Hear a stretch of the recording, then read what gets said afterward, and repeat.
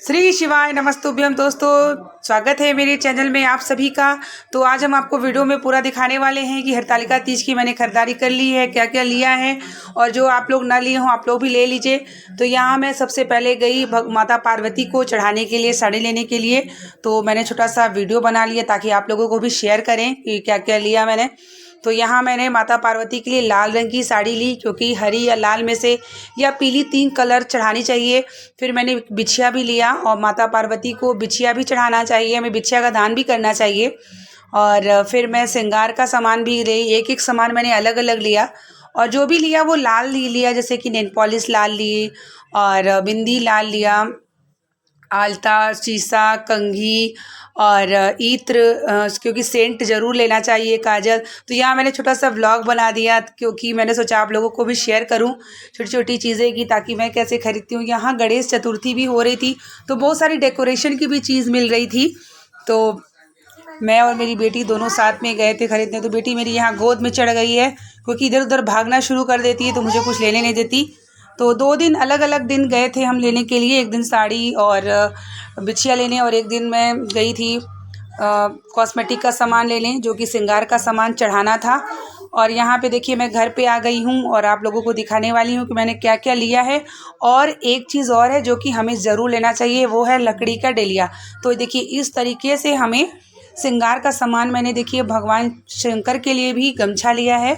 आप लोग भी भगवान शंकर के लिए वस्त्र ज़रूर ले लें, और जो भी लें वो जोड़े में लें। जैसे कि साड़ी लें तो पेटीकोट अवश्य लें, ब्लाउज़ तो उसी में होता है, और श्रृंगार का सामान सब होना चाहिए।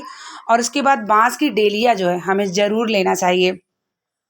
बाँस की डलिया इसलिए लेनी चाहिए क्योंकि जब हम बाँस में डाल के सब कुछ दान करते हैं तो उससे हमारा अखंड सौभाग्य बना होता है। पूज्य गुरु जी ने भी कथा में पिछले वर्ष बताया था कि जो भी महिलाएं अखंड सुहाग के लिए व्रत रह रही हैं तो कभी कोई पॉलीथीन या प्लास्टिक की डलिया में दान ना दें। जब भी आप दान दें तो आप बाँस की डलिया में दान दें, जिससे आपका अखंड सुहाग हमेशा बना रहे। और देखिए मैंने लाल चूड़ी ली है, तो मैं आपको एक एक करके दिखाऊंगी कि मैंने क्या क्या लिया है। अगर आपने कुछ कमी रह गई है आपके श्रृंगार के सामान में तो आप सब जाके ले लीजिएगा। और बाँस की डेलिया तो ज़रूर लीजिएगा, क्योंकि आप जो दान करें वो बाँस की डेलिया में दान करें।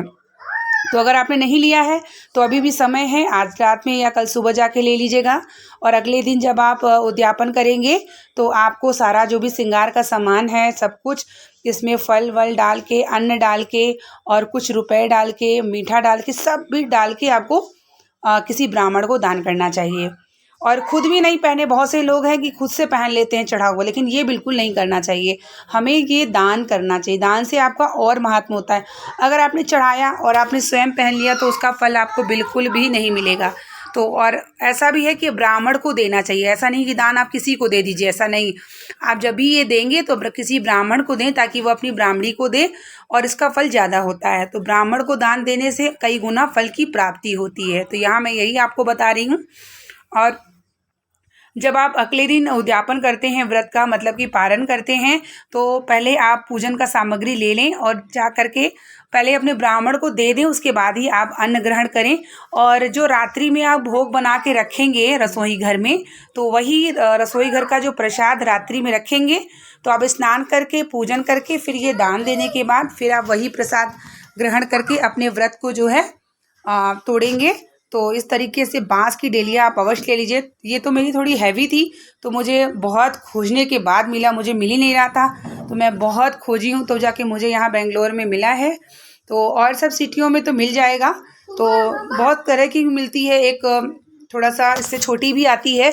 तो ऐसा होना चाहिए कि वो लकड़ी का ही होना चाहिए, बाँस का होना चाहिए, लकड़ी का भी नहीं, बाँस का होना चाहिए। तो उससे उसमें रख के दान देने का आपका बहुत फल मिलता है। तो मान लीजिए अगर आप लोगों ने अभी नहीं लिया है तो आप ले लीजिए। उसके बाद आपको पूजा सामग्री में भी सब रख लेना है। पंचामृत जरूर रखिएगा, इत्र रखिएगा, जनेऊ रखिएगा, और भगवान शिव को जो 5 पुष्प होते हैं उनमें से कोई और अवश्य रखिएगा। जैसे धतूर हो गया, या मंदार हो गया, या कनेर हो गया, बिल्वपत्र, शमी पत्र, ये सब जरूर रखिएगा पूजन सामग्री में। और आपको धागा रखना होगा, और जनेऊ जरूर रखिएगा, और फल मिष्ठान। उसके बाद कुछ मीठी आप बना सकते हैं तो बहुत ही अच्छा होगा, जैसे आप खीर भी बना के समर्पित कर सकते हैं। तो बाती जो है आप अपने हाथ से स्वयं बनाइएगा, और शाम की पूजन प्रदोष काल में ही करिएगा। और पूरा पहले आप पूजन की तैयारी कर लीजिएगा, उसके बाद फिर आप श्रृंगार अपना करिएगा, ताकि आपको पूजन करने में थोड़ी सी भी परेशानी ना हो। क्योंकि आप श्रृंगार करने के बाद पूजन की सामग्री करेंगे तो आप परेशान होंगे, क्योंकि दिन भर का व्रत रहेगा। और दिन भर भगवान शिव का स्मरण करें, भगवान शिव का मंत्र जाप करें, और कोई भी चुगली निंदा से बिल्कुल बचें। क्योंकि भगवान शिव का व्रत ये नहीं है कि आप निर्जला व्रत रह रहे हैं तो कठिन तपस्या ये भी होती है कि इस दिन हमें भगवान का स्मरण करना चाहिए। बिल्कुल निंदा चुगली या न किसी के बारे में कुछ अशब्द बोलना, और अपना जो मन है वो भगवान शिव के रमाए रहिए, भगवान शिव का मंत्र जाप करिए और इस प्रकार से पूजन करिए, ताकि आपका व्रत जो है वो पूर्ण रूप से सफल हो और किसी भी प्रकार की त्रुटि ना हो। अक्सर हम सब व्रत जरूर रहते हैं, लेकिन व्रत में कुछ गलतियां कर बैठते हैं, जिससे हमारा व्रत का फल नहीं मिलता। तो इस बात को आप अवश्य जान लें। शिव महापुराण की कथा में पूज्य गुरु जी भी कहते हैं, व्रत करना ये नहीं होता है कि आप अन्न छोड़ दिया, आपने फल खाया, आप कुछ भी मत करिए, लेकिन अगर आप व्रत धारण करते हैं तो उस दिन आप निंदा से बचें, चुगली से बचें, और बुरे किसी से आपकी आत्मा को दुख ना पहुंचे। सबसे बड़ा आपका व्रत ये है।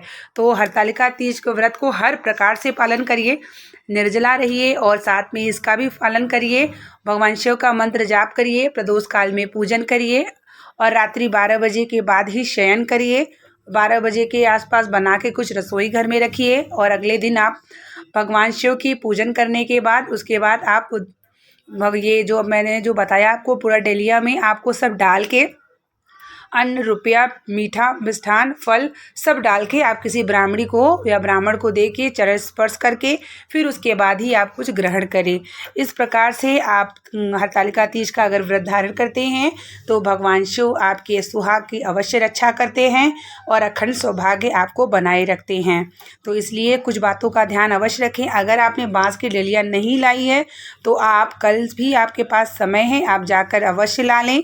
और क्योंकि बांस की डेलिया में हमें जो दान देना है यह बांस की डेलिया में ही देना है, पूरा रख करके। तो इस तरीके से उम्मीद करते हैं कि आपको सब कुछ समझ में आ गया होगा। तो कल हरतालिका तीज है, तो रात में अगर आप सुबह 4 बजे उठ सकते हैं तो उठ के आप पानी और चाय पी सकते हैं, और अगर नहीं उठ पाते हैं तो फिर कोई बात नहीं है।